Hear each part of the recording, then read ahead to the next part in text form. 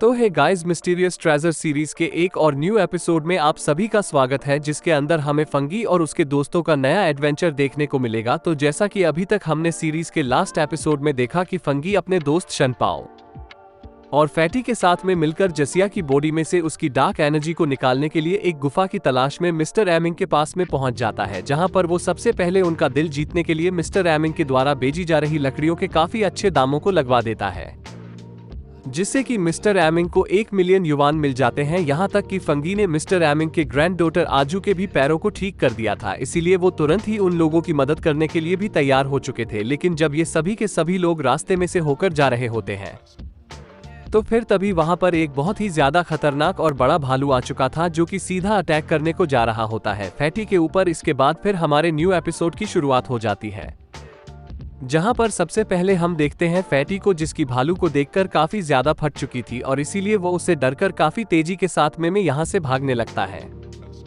लेकिन वो भालू भी हार मानने को तैयार नहीं होता, जिससे कि वह फैटी को बचाने के लिए उस भालू के सामने आ जाता है।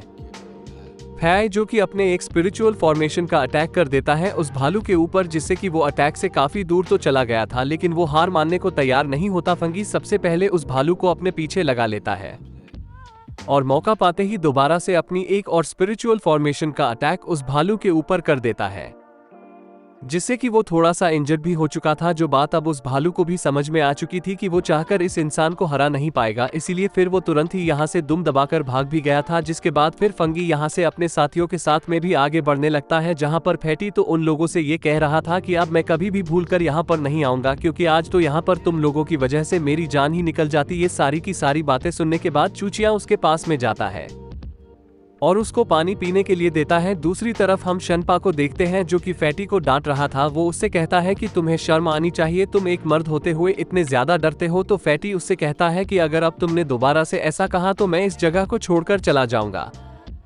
जिसके बारे में फिर फंगी चूजिया से ये कहता है कि फैटी की बातों को ज्यादा दिल पर मत लेना, उसका तो काम ही है बड़ बोलों के जैसे बकवास करना। तो जूज उससे कहती है कि ठीक है, मैं इसके बारे में वैसे भी ज्यादा सोचती नहीं हूँ।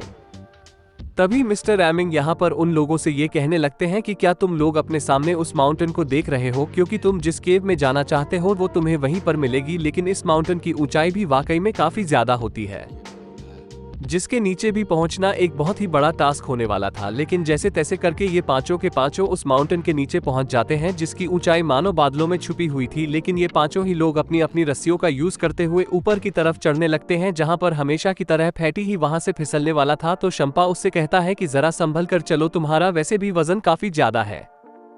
लेकिन फिर फाइनली काफी मशक्कत करने के बाद ये पांचों के पांच उस माउंटेन पर आ ही जाते हैं, जहां पहुंचने के बाद मिस्टर एमिंग उन लोगों को अपना गांव दिखाते हैं कि देखो वो रहा हमारा गांव, जो कि वाकई में इतनी ऊंचाई से काफी ज्यादा छोटा लग रहा था। जिसको देखकर फंगी ये कहता है कि यह तो देखने में बुआ फॉर्मेशन के जैसा लग रहा है।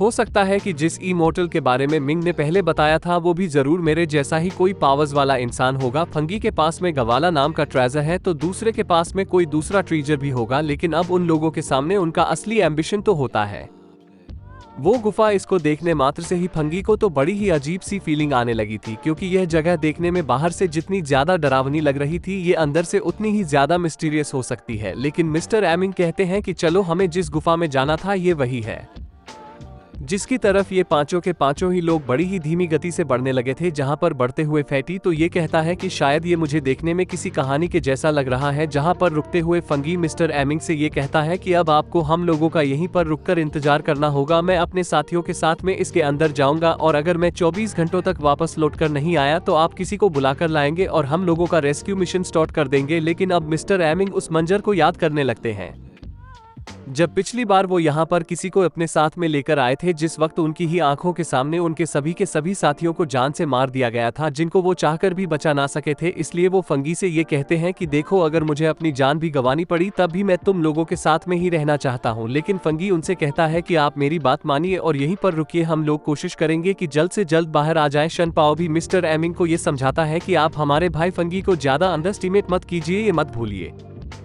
कि मेरा भाई इकलौता ऐसा इंसान है जिसके पास में सुपर पावर्स हैं, जैसे कि फिर मिस्टर एमिंग उन लोगों से ये कहने लगते हैं कि चलो ठीक है, लेकिन मेरी इस बात को भी याद रखना कि अगर वहां पर कोई भी छोटी मोटी गड़बड़ भी होती है तो बिना कोई बहादुर दिखाए तुम लोग जल्द से जल्द वहां से बाहर आ जाओगे। तभी फंगी उन तीनों से ये कहता है कि मैंने तुम लोगों को जो प्रोटेक्टिव जेड पेंडेंट दिया था वो तुम लोगों की किसी भी तरीके की डार्क एनर्जी से बचाने में मदद करेगा। शनपा और फैटी कहते हैं कि हाँ बिल्कुल, हम लोग तो उसको हमेशा ही अपने साथ में रखते हैं, लेकिन फैटी तो ये कह रहा था कि मैं यहाँ पर मिस्टर एमिंग के साथ में रुकना चाहूंगा, लेकिन शनपाओ तो उसको खींच कर ले जाने लगता है कि तुम आखिर यहाँ पर क्या ही कर लोगे। जिसके बाद फिर यह चारों के चारों एक खतरनाक गुफा में अनजाने सफर पर निकल चुके थे। वो लोग अपने आगे के रास्ते को देखने के लिए अपनी अपनी टॉर्चेस का इस्तेमाल करते हैं, जहाँ पर अंधेरे की मात्रा को देखकर फंगी चूच से ये कहता है कि मेरे ख्याल से हम लोग किसी डार्क प्लेस के करीब आ चुके हैं, लेकिन अभी भी उन लोगों को इस गुफा के अंदर वो जगह नहीं मिली थी जो कि सबसे ज्यादा जरूरी थी, और साथ ही ये जगह उन लोगों की सोच से भी ज्यादा मिस्टीरियस है। यहाँ पर काफी ज्यादा डार्क एनर्जी वाले क्रिएचर्स भी पाए जाते हैं, जिनकी अचानक से ही तभी शनपाओ को आवाज आती है। तो फैटी डरते हुए ये कहता है कि भाई क्या तुम मुझे बताओगे कि आखिर ये किस चीज की आवाज थी। शंपा उससे ये कहता है कि देखो ये तो मुझे भी पता नहीं है कि आवाज किस चीज की थी, लेकिन मैं ये बात जरूर से कह सकता हूँ कि यह गुफा एक बहुत ही बड़ी मिस्ट्री बनकर हमारे सामने आएगी कि इसके अंदर के अंधेरे के साथ साथ यहाँ की सर्दी भी बढ़ते जा रही थी। तो फंगी उन लोगों से ये कहने लगता है कि वैसे मुझे अभी तक यहाँ पर कोई भी जीन स्टोन भी नजर नहीं आया। साथ ही वो यहाँ पर जिस हेक्स ग्राम को यूज कर रहा था वो भी उसको इंडिकेट करता है कि यहाँ पर ठंडी हवा आने वाली है, लेकिन फंगी के हिसाब से उसका काम पूरा करने के लिए ये जगह सबसे ज्यादा बेस्ट थी। जो बात सुनकर फिर चूस या फंगी से ये कहती है कि लेकिन अभी तक हमें यहाँ पर भी जीएन स्टोन नजर क्यों नहीं आया, क्योंकि यह बात मुझे बहुत ही अच्छी तरीके से याद है कि तुमने पिछली बार कहा था कि जीएन स्टोन केवल उसी जगह पे पाए जाते हैं जहाँ पर काफी ज्यादा मात्रा में डार्क एनर्जी हो। फै कहता है कि हाँ मैंने कहा था, क्योंकि ऐसा होता भी है, क्योंकि जहाँ पर भी जीएन स्टोन होते हैं वो अपने आसपास की पॉजिटिव एनर्जी को खत्म कर देते हैं। इसलिए अब हम लोगों का काम केवल इतना सा ही है कि हम सबको मिलकर इस गुफा की सबसे ज्यादा डार्क प्लेस को ढूंढना पड़ेगा, और वहां पर पहुंचकर मुझे केवल अपनी फॉर्मेशन को रिवर्स ही करना है, जिससे कि बहुत ही जल्द से चूजा की बॉडी से वो नेगेटिव एनर्जी चली जाएगी। जिसके बाद फिर ये चारों के चारों अपने रास्ते पर आगे बढ़ने लगे थे, लेकिन तभी अचानक से ही चूज के हाथों से उसकी टॉर्च नीचे गिर जाती है, क्योंकि अब दोबारा से चूज के ऊपर वो डार्क एनर्जी हावी हो चुकी थी। जो चीज देखकर फैटी की तो दोबारा से फट जाती है। इसको ठीक करने के लिए सबसे पहले फंगी अपनी स्पिरिचुअल एनर्जी को यूज करता है, लेकिन इस डार्क जगह पर होने की वजह से फंगी की एनर्जी काम में नहीं आती, और जसिया दोबारा से अटैक करने को जैसे ही रेडी होती है तो फंगी अपने मिस्टीरियस ट्रीजर गवाला को यूज करता है, जिसकी मदद से वो बहुत ही जल्द चूज के अंदर के डार्क एनर्जी को दोबारा से दबा देता है। जुजिया के ठीक होते ही फै उसको संभालने के लिए पहुंच चुका था। जुजिया फंगी से कहती है कि मैं जानती हूँ, मैं दोबारा से आउट ऑफ कंट्रोल हो गई थी। फंगी कहता है कि ऐसा कुछ भी नहीं है, यहाँ की जल्दी तुम्हारी डार्क एनर्जी को ट्रिगर कर रही है। शुक्र मनाओ कि मेरे पास में गवाला है जिसने तुम्हारी बॉडी की डार्क एनर्जी को थोड़े समय के लिए तो कंट्रोल कर ही लिया। तो जुजिया कहती है कि अगर ऐसा है तो तुम ये ट्रीजर मुझे दे दो, लेकिन फंगी ऐसा नहीं कर सकता था। शनपाओ जुजिया से ये कहता है कि तुम आकर यहाँ पर करना क्या चाहती हो, लेकिन फंगी उसको ये समझाता है कि यह गवाला मेरे लिए मेरे पेरेंट्स के द्वारा छोड़ा गया था। तो शनपाओ उससे ये पूछता है कि भाई फंगी क्या तुम्हें याद है कि तुम्हारे पेरेंट्स कौन थे, लेकिन फंगी को तो केवल इतना पता होता है कि वो अपने मास्टर को अपने दरवाजे पर मिला था इसी गवाला ट्रीजर के साथ में। वो बताता है कि जब मास्टर ने मुझे पहली बार अपनी गोद में लिया तब मेरे पास में केवल गवाला ही था, और यह जो मैं अंदर पावर है वो भी गवाला की ही देन है, या शायद ऐसा भी हो सकता है कि मेरे पेरेंट्स के पास भी सुपर पावर्स हो और उन्हें किसी वजह से मुझे छोड़ना पड़ा होगा। मैं उम्मीद करता हूं कि शायद किसी दिन वो मेरे सामने होंगे। तो शनपाओ कहने लगता है कि इससे बड़ी खुशी की बात तो हमारे लिए कुछ हो ही नहीं सकती, और मुझे तो आज तक तुम्हारे इस सीक्रेट के बारे में पता ही नहीं था। तो फैटी उन लोगों से ये कहने लगता है कि वैसे अगर मैं तुम लोगों को एक बात बताऊं तो मुझे आज तक किसी भी सुपर नेचुरल पावर वाले इंसान के बारे में पता चला ही नहीं है जिसके बारे में कोई भी इंफॉर्मेशन ऑनलाइन अवेलेबल हो। नहीं तो शायद हमें 18 साल पहले उस वारदात के बारे में पता चल गया होता कि असल में हमारे भाई फंगी के साथ में हुआ क्या था। तो फंगे कहने लगते हैं कि चलो अब छोड़ो उस बात को, वो हमारे लिए अभी उतना ज्यादा जरूरी नहीं है। सबसे पहले हमें जुजिया के मसले को सुलझाना है। जजिया कहती है कि जैसे ही वो डार्क एनर्जी मुझ पर हावी हुई मुझे सर्दी फील नहीं हो रही थी। फिर कहता है कि मैंने जिस सील को बनाया है उसको ब्रेक करना इतना भी आसान नहीं है, इसीलिए अब जल्द से जल्द यहाँ के सबसे ज्यादा डार्क प्लेस को ढूंढ लो। आगे चलने पर उन लोगों को काफी बड़े बड़े साइज के क्रिस्टल्स भी नजर आते हैं। उनके साथ साथ यहाँ पर कुछ कुछ इतनी ज्यादा खतरनाक चीजें भी मौजूद होती हैं। अगर वो गलती से भी कोलेक्स कर गई तो ये सभी के सभी लोग यहीं पर मारे जाएंगे। तो यहाँ पर कुछ क्रिस्टल्स को देखने लगता है जो कि बहुत ही ज्यादा शार्प थे। जुजिया फंगी से ये कहती है कि इन क्रिस्टल्स का यहाँ पर होने का मतलब तो यही है, इस जगह पे जरूर से कोई ना कोई रिवर तो होनी ही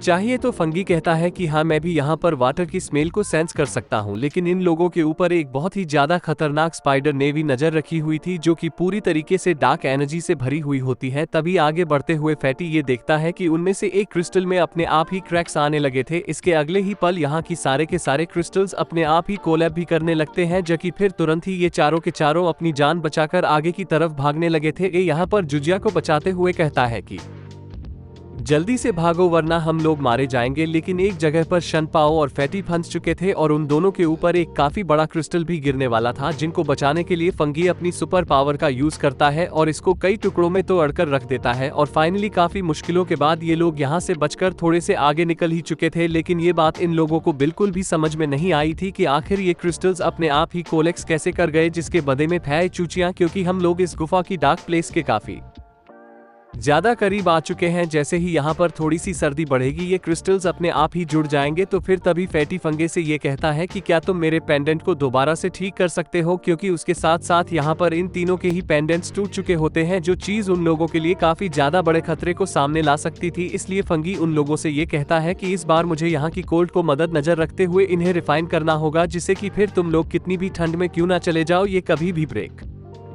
नहीं होंगे, जिसमें मुझे लगभग आधे घंटे का समय लगेगा। तो कहीं पर भी मत जाना। इसके बाद फिर फंगी यहाँ पर अपनी स्पिरिचुअल एनर्जी का यूज करते हुए उन पेंडेंट्स को रिफाइन करने लगता है। एवी शंपा यहाँ पर फैटी से ये कहता है कि क्या तुम मेरे साथ में पी करने के लिए चलना चाहते हो, तो नहीं जाता। तो शन पाओ तो उसको जबरदस्ती घसीट कर ले जाता है और वो दोनों ही यहाँ से ज्यादा अंधेरे वाली जगह पे चले जाते हैं। शन पा यहाँ पर बनी हुए किसी अजीब तरीके के पूल के अंदर पी कर रहा था, लेकिन अचानक से ही उस छोटे से पूल में से कुछ अजीब तरीके का मिस्ट निकलने लगा था, जिसका कलर अचानक से ही थोड़ी देर में चेंज भी हो चुका था। साथ ही उन लोगों के सामने कुछ खतरनाक सी स्पिरिट्स भी आ चुकी थी। शन पाओ कहता है कि हम लोगों को जल्दी से इसके बारे में फंगी को बताना होगा, क्योंकि ये जो स्पिरिट उन लोगों के सामने आई होती है वो कुछ ज्यादा ही खतरनाक थी, जो कि तुरंत ही यहाँ पर फैटी और शन पाओ के चारों तरफ घूमने लगती है उनको डराने के लिए, जिससे कि वाकई में वो लोग काफी ज्यादा उनसे डर भी रहे थे। फैटी तो ये भी कहता है कि भाई मेरा डर की वजह से मुंह निकल गया जहाँ पर तभी अचानक से एक स्पर्ट जैसे ही उन पर अटैक करने के लिए जाती है, उन दोनों को बचाने के लिए तुरंत ही वहां पर पहुंच जाता है फंगी, जो कि अपने केवल एक ही अटैक से उन स्पिरिट्स को खत्म भी कर दिया था। लेकिन उन दोनों को फंगी के अंदर भी डार्क एनर्जी नजर आती है, जिसके जब थोड़ी देर बाद फंगी और चूजिया दोनों ही उन दोनों के पास में जाते हैं तो फंगी को फैटी और शन पाओ तो बेहोश डले हुए नजर आते हैं, जिनको चेक करने के बाद फंगी को ये पता चलता है कि इन दोनों ने यहाँ पर कोई एक इल्यूजन देखा। जिया कहती है कि पेंडेंट ना होने